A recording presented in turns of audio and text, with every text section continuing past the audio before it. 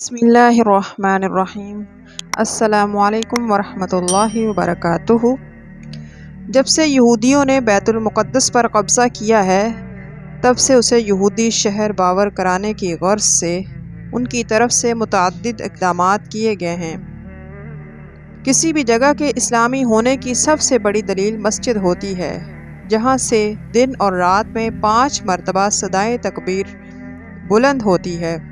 مسلمان بارگاہ الہی میں سجدہ ریز ہوتے ہیں۔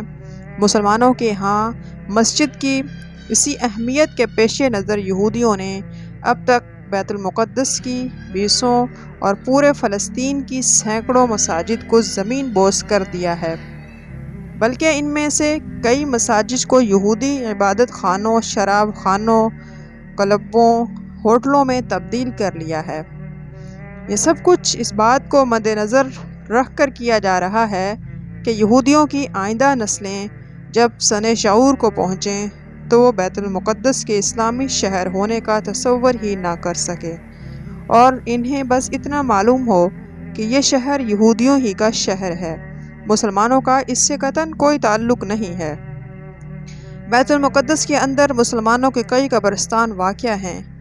یہودیوں نے ان کی اسلامی شکل کو مٹانا شروع کر دیا ہے، چنانچہ کئی قبروں پر عبرانی زبان میں، جو کہ یہودیوں کی سرکاری زبان ہے، خطبے لکھ کر لگا دیے ہیں، اور کئی قبروں کو یہودیوں کی روحانی شخصیات کی قبریں قرار دے کر انہیں مزارات میں تبدیل کر دیا ہے۔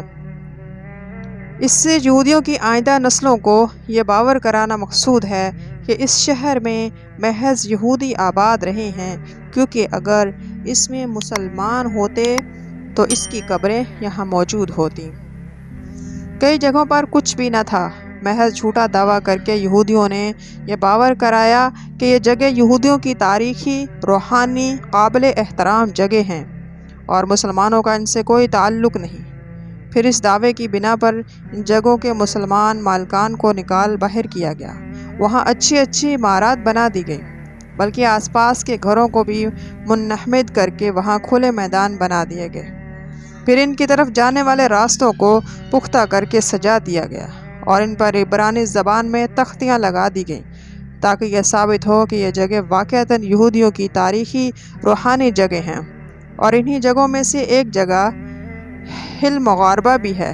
جسے یہودیوں نے 1967 میں یہ دعویٰ کرتے ہوئے مکمل طور پر گرا دیا تھا،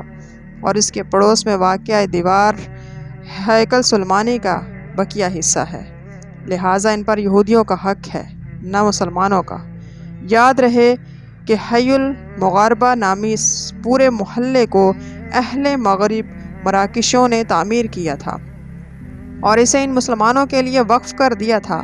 جو مسجد اقصیٰ میں نماز پڑھنے یا طلب علم کی خاطر بیت المقدس آتے تھے، تاکہ وہ اسی محلے میں قیام کریں۔ اور جب یہودیوں نے اسے گرا دیا تو اس وقت اس میں مسلمانوں کے 135 خاندان آباد تھے،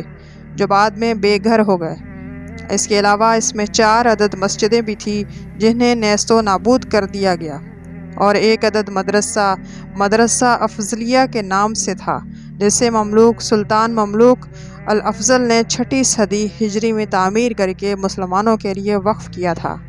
اور جہاں تک دیوار گریہ پر یہودیوں کے حق کا تعلق ہے تو یہ محض ایک دعویٰ ہے جس کی بنیاد جھوٹ کے سوا کچھ نہیں، بلکہ یہ بات ریکارڈ پر ہے کہ برطانوی انتداب کے دور میں جب ان یہودیوں نے اس دیوار کی ملکیت کا دعویٰ کیا تھا اور اس کے نتیجے میں مسلمانوں نے ایک تحریک سورۃ البراق کے نام سے شروع کی تھی،